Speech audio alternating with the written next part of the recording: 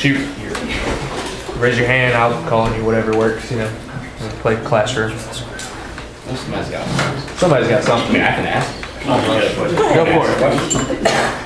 All right. Both of y'all. Obama's national approval rating, 55%. The Republican Party's approval rating on a national level, 35%. It really doesn't affect our area as much because the majority of people in this area are Republicans. But what do you think are some things that we can do to kind of make a ripple on the state level to start with that could possibly move to a national level in the future to improve that approval rating? Does that make sense? Yeah. I'll go first. I think the inclusion of minorities in the party is a big part of the solution. I think that nationally, if you look, years ago it was called, in a very antiquated term, I think it was called the browning of America, which is why they don't use it anymore, because it's indicative of how our party stands and why we perceive it's a bunch of old white men. Statewide, as you see, Georgia actually is trying to address this. I think one of the ways they're keeping people from moving here is by raising your ad valorem taxes on vehicles. It's another story. But I think here, if we include minorities and we actually grow that with the people that are immigrating to our state, then we have an opportunity to hopefully reverse that. But right now, like I said, we've got to do our own part in our own community. I mean, look around the room. It's, you know, if we really want to include minorities, it should start here, and we're not doing our part. So you're asking how to make it in Georgia right now? Y'all let me sit or stand? I think it's quiet enough. It doesn't really matter. Neil, in Georgia, we need to be watching because Georgia is very close to becoming a purple state. I mean, we've enjoyed some being a red state, but we are close to being a purple state. And with the demographics and things that are changing, and some of the up-and-coming leaders in the Democratic Party that are appealing to moderate Republicans, we need to be making sure that, one, we're getting our conservative base out to vote. Locally, we don't do what the Democrats do. The Democrats go out, they have a van, they'll come pick you up and take you to go vote. They're also out every so often doing voter registration. Why does the Floyd County Republican Party not do that? We have to. We have to get out there. We have to if we have to bring people to the polls just because they have no other way to go, they will remember that the Republicans did that. Also, we are not guaranteed we learned this year, we're not guaranteed the presidency. We thought we were going to walk away with it. We have to put up strong, conservative candidates and do not eat our own during the primary process. And that's where the Republicans are messing up locally, statewide, and nationally. We spend too much time fighting out these battles and eating our own as opposed to getting the work done. Democrats will stand and unite behind their candidate, no matter if it's Satan himself. They will get behind that candidate and they will work with him. Usually they are. And they'll work with that candidate all the way through. A lot of people, and I'm not talking about just, I will throw this out there right now, not just Ron Paul supporters, like Newt Gingrich's supporters, Santorum supporters, they just wouldn't vote. We have to be getting together and working together. So Georgia is not a red state by any means for much longer if we don't watch it. We need to be working, getting those folks out and cultivating the minorities and branding our message better. Any more questions? I mean, this is a time to talk to them. I mean, honestly, Go for it. No more questions from Kyle. I'm done. You're done. Deleted. Okay, I got a question. We do have a few elected Democrats in office here in Floyd County. Do you feel like you're qualified, both of you, either of you, to work with Democrats in the party, or do you eliminate yourself from working with any Democrats? Or If the Democrat is doing, while the Democrat's in office, and the Democrat is what we call moderate Democrat or conservative Democrat, yeah, we need to be working with them. But no, they know that I'm working against them, trying to find a conservative to run against them. They're not safe. They're not safe by any means being in office. And but we have to learn how to work with each other to get some things done. So I mean, do I have Democratic friends? Absolutely. Do they know without a shadow of a doubt that I'm going to run somebody against them in their next election? They do. I think that particularly, like I said, I mentioned when I spoke about, my house, my street, my neighborhood. And they've said before that potholes don't know a party. There are certain things that are maintenance and operations issues that are not political, and I can see the need for that to be nonpartisan, if you will. But I think that no, I don't think any Democrat office holder in this county should be safe from getting kicked out of office the next time around, because I think that what we failed to do as a party is identify Republican candidates as people who do not see government as the solution for every problem. And I think that if we really understood that, if the public understood that well enough, they would know that a democratic solution to a problem is going to be an expansion of government. And that's not free. And it never will be. And if we could actually convey that to the general public, I think we'd be winning a lot more battles. We're doing a terrible job of that. People say, they're nice and they're friendly. No. They cost you money. I don't think you understand. That solution will cost you money and will cost your children money. And we've been terrible about getting that message out. And we need to do a better job of it. So working with them in office, perhaps, but I think that the expansion of their own offices while they're there, I think we should fight that. I think when they actually consider that, here's our office and we're going to add this service and add this service, we should fight tooth and nail. That they're reading more into their job description than as a voter and as a citizen of this county that I would want, and definitely as a taxpayer. So I think that there's a balance there, and that's a tough one.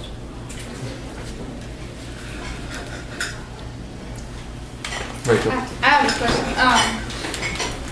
Is it possible to win over people that would rather just receive help from the government than take responsibility for themselves? And if it's not possible, can we keep winning elections without winning over those people? I think that's where personal responsibility plays into this. And I'm going to single. Sorry, Hayden, I'm going to single you out here. I didn't do it. I know you did. No, but your kids would say otherwise because you've adopted a few yourself. How many at this point? Oh, We're adopted, but Okay. we have like 20 Foster. that consider us. no, Right. it's all over. Okay, so let me get this straight. So instead of a government program, you've actually stepped up and done this yourself. Yes. Is that right? So basically, if you don't want the government to feel the need to be in the nanny state or the welfare state, you actually should step up and do something yourself. I have a warehouse on North Avenue. There's a homeless couple staying there now. That is what I am doing. I took them to my house and fed them breakfast Sunday morning. They came over for dinner in a shower the other night. I'm getting water there. They're staying there because they have no place else to go. Do your part, okay? If you do, you should not be able to complain about what the government is doing because you're doing your part. But you should not expect the government to do what you're not willing to do yourself. That's the problem. So to answer your question, winning these people over, no, I don't think you can actually say that charity for somebody getting a free meal, no, that's going to go on indefinitely if they don't know the difference. My job is to teach that man, whose name is the difference. That is my job. And y'all would know him if you volunteered here in town at the Home Mart. He was hit by a car on Short Avenue a couple years ago, and he's got metal from the knees down in both legs. And he can't work anymore, but he does some work for me, and I keep a roof over his head. And one person at a time, we should do our part. So that's my hope. I'm sorry. Just to rephrase, you asked about if we could change voters that are, as long as the government's going to give them free iPhones, never, we're not going to be able to reach those people. But along the lines of, like I said, about getting involved in the community, if we are out there helping, as opposed to taking away somebody from food stamps, they don't have to receive food stamps because we're working in the food pantries and we're providing the things and then showing them how to do for themselves, then yeah, we can get a few of them. We can get some people off that government assistance. But if we're not willing to help, the only other option is the government. I mean, we as Republicans fall down when it comes to charitable work. And that's why I say we have to be a party that gives back to our communities and helps. If we're giving out school supplies and things to that nature, then that's people that normally would have to be on assistance. They don't have to go to that assistance anymore. Then they start feeling better about themselves. So there are some that are reachable, but some will always depend on the government until the government stops, giving out free iPhones and free everything. You're not gonna. We're in a mentality right now where it's free. Well, nothing is free. You know, when you go to a thing where a radio station's working and they throw out t-shirts, I got a free t-shirt. No, you didn't. Somebody paid for that. So until we can make people understand that what they're getting is not free, we've got a long way to go. We've got to message ourselves better. Y'all gonna hate me for this. I hate you already. As a former chairman, I understand better than anybody in this room how important party unity is. Y'all, first of all, I want to say, also as a former chairman, thank y'all for being willing to put your neck out there on the line and care enough to run for party chairman. You're going to find out that it's not all it's built up to be in your head. Okay? Now, what I want to know is this. When this election is over, party unity is huge to me. It's everything. What I want to know is, will each of you pledge tonight to each other, when this election is over, you won't pick up your football or toys and go home, but you will pledge to the other to commit yourself and your supporters, if you can, to supporting them and the party as a whole. I have no issue saying that. I couldn't imagine taking my football and going home. That's the number one thing I'm running on is party unity, because we have to be together if we're going to win elections. So I have no problem telling Nathan that if he should so win or I should so win, I'll still be here 30 seconds after the vote's counted on March 9th. I'll still be here. Too bad y'all can't get rid of me that easy. And David, I want to clarify, to answer your question, I'll still be a Republican, I'll still be involved. Me personally, you know, I don't have the experience in the party. I don't. I've got 9 years on the planning commission, and you can look at every vote I've taken that it represents the principles that most of you hold dear. So I volunteer and I serve in other ways. I tried public office. I lost for a second time this past year. I'm trying to do this because I think that the party, really right now, I think we do need cohesion, and I would like to do that. But I want to focus my energies where they're most used. Now, the party right now, I've met a lot of good people here. The young Republicans is probably where I'd choose to be more active. I have a year or two left. But no, would I take up my football and go away? No, I wouldn't do that, but I would probably focus not so much on the GOP as in the Floyd County Party. I would focus on the young Republicans. I'm a member of the Women's Republican Party. I enjoy those meetings too. I mean, there's other things to do. So yeah, to answer your question, no, I still hold the principles dear, and I would still be involved. But if you expect to see me at every board meeting for the GOP, I might be busy that weekend volunteering or serving elsewhere. You know, to be fair. I just say it because, you know, you both are valuable members of this party, and you both bring unique assets to this party. And when it's all over, said and done with, I want to see both of y'all involved. And so, Nathan, if you get elected, I hope you'll find a role, you know, for your opponent in this thing, and vice versa, Layla. I hope if you're elected, you'll find a role, and I hope you will both warmly try to engage in that. Because in the final analysis, if we don't pull together and support each other no matter what, and we have the opportunity in this community to just do great things. You're right on the money. There's only so much you can do. We can do a lot locally, but the further out you go, statewide, national, we have less control. But there's so much we can still get done here locally. And y'all are both very valuable assets. I think you're both great people, and I appreciate you both running. And I just want to see us together as a party when it's all over. And that's the reason why I asked that question. So there. Thank you. I kind of want to piggyback on what David said. You know, first off, thank both of y'all for stepping out of your comfort zone and doing what y'all are doing. But to go back to the national issue, you know, there's a great disparity, I think, between Libertarians/Tea Party members and mainstream Republicans.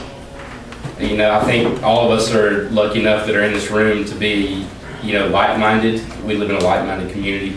You know, no matter what, I think that we know at the end of the day that 65 to 70% of the members of our community are going to vote the same way, regardless of which ideals they believe in and which, party ideals they vote. On a more local level, which the other of you two would you be willing to kind of find a common ground with, if that makes sense? I think there's a clear discrepancy here where there's a Tea Party candidate that's more Tea Party like-minded and a Libertarian candidate, as opposed to someone in the know, mainstream, if that makes sense. Like, where would y'all be willing to negotiate if one of you were elected to appease the people that follow the other candidate, if that makes sense? That's tricky. And I'd say that's not any sort of, no, it's not to say that there's not certain qualifications. It's just to say that I feel that my strengths right now are identifying that the nation as a whole, and younger voters in particular, in the last election, the people that did not vote in 2008 but voted in 2012 were 5 times more likely to identify themselves as a fiscal conservative. That demographic, I believe. Doesn't mean it's 5 times as much, but it's still 5 times more like fiscal conservatism is what's driving a lot of younger voters. A lot of them identify themselves as more liberty-minded, So if we do not shift the party that way, then we're going to diminish our influence in the future. I think that has to happen. So to the extent that Layla and I can have conversations and agree that it's like to encourage younger voters, and I don't think we should, you've heard how I feel about volunteering and things like that. I don't think you have to drop national issues social issues altogether. I just don't know if social issues should be on the national platform as much as we should actively pursue them locally. That matters here, it matters for us, but nationally, I don't know if it should be there. So to the extent that there are national ties that Layla has that I do not, all credit given and due. I mean, the work she's done is great, but how do you actually translate that to implementation here locally to attract a younger group of voters, both here in Floyd County and statewide? And that's our challenge, and that's what we've got to do, because I mean that we're getting killed on the younger voters. Democratic slant there. It's ridiculous. We're losing that battle, and we need to fix that. So I don't know if that's what you asked or not. I commend her for her work, though. I'm not taking anything away from her achievements. I just said I think the focus is different. So basically what you just commented was the establishment, right? I'm just kidding, Kyle. I'm just playing. I think that we have to. You're going to lunch tomorrow, you're fine. I'm having lunch tomorrow. Okay. By the way. There is no reason why the GOP and the Tea Party or the Liberty Movement or whatever you want to call the different fractions of the party are, there's no reason why we can't work together. Right. We spend, time learning how to be a cohesive group.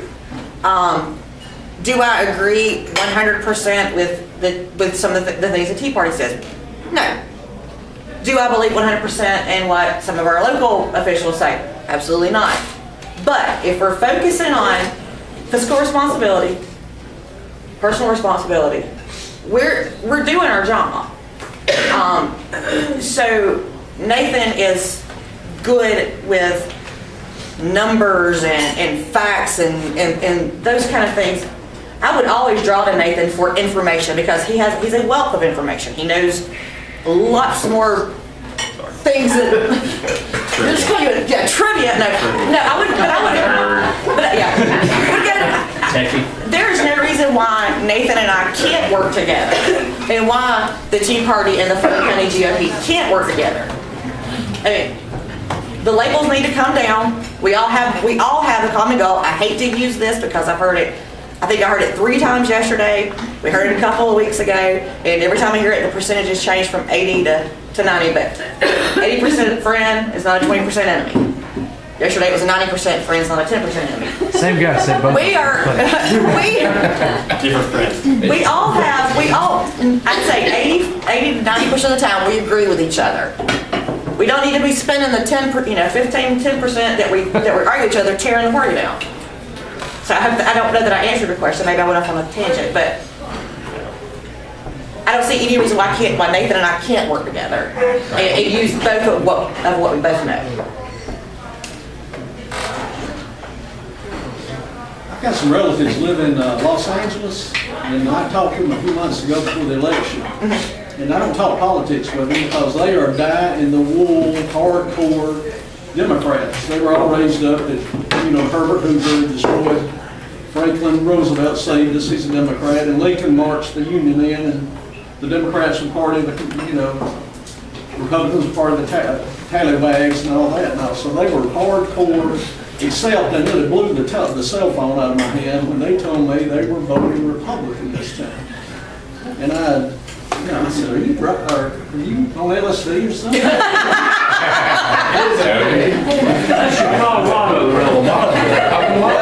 What I said, are you serious? And what had happened was they were, like I say, they were big in the Democrat Party of Los Angeles. And after Dukakis had lost out there to Bush, the first Bush, they had a big meeting out there, and they basically said this: we have got too much prosperity here in California to ever, have a straight Democrat. So we're going to have to find some way, that this is true, what they told me. They wouldn't say this unless it was true. There's some way to get some property in here because, they would vote Democrat. Now this is, and my uncle and their cousins always worked with aerospace out there until it closed up sometime in the late 80s. They're on retirement out there now. And they had basically told me the state of California, they had seen it change, and this is their words, from Wolfman Jack at midnight and, the Beach Boys and surfing, and to basically gay bathhouses and ghettos. That's all that's out there now. And they are under now that they have let, unchecked immigration go so much to it is powerful now. They have a powerful lobby, and they won't open borders, and the more people they get in there, the more dependency they have on government.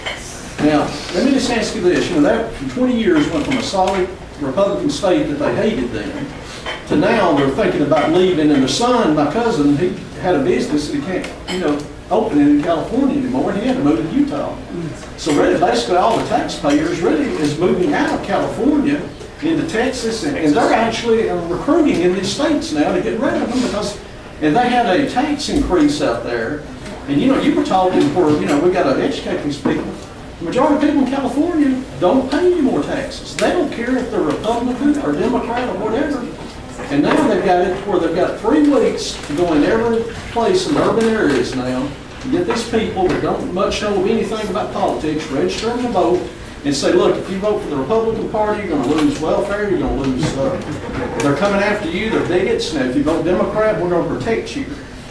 Now, how in the world do you find a machine like that has so quickly took the most prosperous state in the entire union and basically turning it into Detroit? I mean, how do you do it? It's the branding issue of, when I say branding, I'm talking about the message of the Republican Party. We don't give our message out the way we should. 90% of the time, if I talk to somebody that's a Democrat, I'll say, well, I believe, do you like paying higher taxes? Well, no. Well, hello. That's what you do when you're, do you like being, do you like carrying your gun with you? Well, yeah. We don't lay out the issues. We get so mired down in minutia that we don't say, these are the things that we believe in. You believe in those too. Just like working with minorities. Usually the majority of minorities believe in the Republican principles. They've just been taught that you're a Democrat. If you vote Republican, they're going to take everything away from you. We've got to start branding our message better. And as far as illegal immigration goes, the word is illegal, so close the borders up. But that's another national issue. I can't change here in Floyd County. I think you hit on a point as far as, I do feel the free market is going to solve the California problem, maybe sooner than later. And I know that there are several places in Colorado that are just like high in Texas. I believe Texas seems to be the #1 destination for businesses because their laws are so much more forgiving and so much more accommodating. But I read a good article not too long ago, and it made the distinction between a government being pro-business or pro-free enterprise. And the difference is in the tax dollars they use for incentives. And I think that that distinction needs to be made here in Georgia. We're gaining a whole lot of the Rust Belt industries. You know, you see a lot of the car makers and stuff relocating to the south. And so we have incentives for them, and that's great that we do to an extent. And there's a cost there. When we cut property taxes by 10 years here locally and they don't pay the school portion, that hurts our school children. You know, so here locally, I think, in state, and particularly in Ford County, that there's a transaction, there's a balancing act there. Now, I don't think we'll become California, at least I hope not. But how do you fight it? You fight it because I think you create a destination that's desirable for them to come to, and you show by their lack of growth, and in most cases decline, that we gain influence, both in electoral college votes and everything else, by the people that want to live in a state that's more desirable and more prosperous, the free market. And I think that that's what the federal government should actually facilitate, in the fact that you should have governments that are, the state governments should be more independent so that free market competition among the residents of this country will take place. And I don't think you see that enough. They try to encourage diversity through homogenization, and I think it's wrong. And I think that that's something we need to take from here, actually. It's like they're trying to make national issues across the board in every state. No, if California wants to do that, that's fine, but I'm not gonna bail them out. And if Colorado wants to do that, and if they wanna have that in northeast states, that's fine. Constitutionally, I can support that. But don't mandate it in my state of Georgia. Don't do that here. And so I think what we have to encourage is we have to be proponents of states' rights. We have to protect the investment industry in our state. And I think we're going to see the benefit of it. I think that we're going to see the jobs come here. I think we're going to see taxes lower because of it. And I think that our kids will be better off. Well, I agree with what you're saying, but it all comes down to this, and you know, your message resonates with me, and it resonates now with, my cousins who are now Republicans, who are once Democrats, but I don't see them growing as much as the underclass is growing, that is demanding, and all they care about basically is getting that check in the mail and being taken care of, and they don't care if you're Republican, Democrat, whoever can offer them the best, the most, they're going to vote for. And they are slowly outnumbered in California, the working people, the entrepreneurs, they can't support them anymore. So I don't see, and we can talk about all this about, well, we need education. These people are not educated, and they just basically don't care. So I don't know if we're doomed or what. You're at a small disadvantage. In California, Santa Ana, California, and near Riverside, they have things called sanctuary cities. Not like we have here. Sanctuary cities, as long as you go in there, you don't even have to declare citizenship. You can draw on social services. Right, exactly in right. sanctuary cities. That's where you drive. We can't support sanctuary cities. That's what that's called. So it's a small, cautious of those. And you don't have to hit those issues. I mean, the media's going to say you're racist for it, but somebody's going to have to get up and tell the truth. I mean, when a school in Southern California is getting paid by California taxpayers and they won't even have the American flag in front of the school, they have the Mexican flag, somebody somewhere's got to say something. That's a great discussion, but if there's any other questions, the meeting's kind of running long. So if there's any other questions, you got one more? Promise this is my very last one. You said last time. Even though they barred me from asking questions anymore. Delete. Go ahead. We talked about California, we talked about Texas, we talked about Colorado. I want to kind of bring it back locally. Every single person in this room has been affected by the 119 layoffs that we've had. In the county school system, whether it be someone that we're immediately involved with or someone that we know. Personally, I see the city and county school systems as the first step, towards consolidation. I hate the consolidation argument on all fronts because it can go on forever. But, if we're going to take a fiscal look at it, if we're going to take a jobs look at it, what do both of you feel that the first steps are towards consolidation? And do you feel, overall that consolidation is a good solution for the city and county area? And how would you look to affect that through being the party chair? This is me first. If you want. Unfortunately. All right, what I would do, all right, you've got, great. I don't have any surprises in 2 weeks now. All right, so here we go. You got 7 city school board seats. Of the 7, you need 4 for a majority. You've got 2 new superintendents, 1 in the city, I'm going to have to slow down. You got 2 new superintendents, 1 in the city and 1 in the county. The county is under financial strain, obviously, or they wouldn't have cut 119 positions. the city has actually allocated SPLOST money for a school that they haven't acquired all the property for and haven't built in Anna K. Davie. That's within 2 miles of McHenry. So what I would recommend, and what I think the party should encourage, is a limited consolidation of Anna K., McHenry, and Southeast. You're already busing those kids to different places. So I feel that that actually would be a small-scale solution which may work here locally. And I say this because I was a partner in education at Southeast for several years. I took those kids to Project Literacy US. I've volunteered at these schools. I've been there. I know the challenges. And Southeast is actually a more residential school. They only had one bus at one time because they were right there by the Crane Street housing projects. Everybody walked across the yard to get to school. That will not be the case when they finish Anna K. Davie, which is going to go in the triangle between South Broad and Main. If you're going to be busing kids somewhere, you might as well actually bus them to a newer and nicer school and use, like I said, McHenry as a limited, I'm going to say experiment. We're losing thousands of dollars, if not hundreds of thousands a year, by the lack of consolidation between the school systems. We should be able to try this on a limited scale and see how well it works. Right now, Southeast and Anna K. combined do not have enough children to receive the matching funds from the state. They're leaving money on the table because they're less than that number. By combining them with McHenry, they would actually get more money from the state, which would further reduce expenses. There's a lot of things we can do. Am I in favor of consolidation? I'm not in favor of consolidation altogether. I'm in favor of looking at consolidation, though. And the reason why is because the last time we did the study was over 10 years ago, and the conclusion of the study was not at this time. It didn't say not because or not until, it just said not at this time. We need to say, we need an answer of when. If not then, when would it be? Under what conditions would consolidation be best and most profitable, most savings, if you will, for the residents of Floyd County? That question needs to be answered. We do need to revisit it, I feel, and I would encourage our party to be behind that because in effect, local control is important. Limited government is also important. And right now, I don't think you have limited government in the city of Rome. I think you have 9 commissioners for 40% of the county when you only have 5 county commissioners for the other 60,000. I don't agree with the way it's structured, and I think we need to take a look at it. I'm not in disagreement of consolidating services. I think with the school systems, the city school system has done a better job at being stewards of the money. Though I disagree with the fact that they closed down a school only to rebuild it again. I mean, the school was just closed down, what, a couple years ago? Now we're going to build a new one and take somebody's property away. I don't think so. We need to look at some of these smaller schools and see if they can be consolidated. I was a product of consolidation in the school system.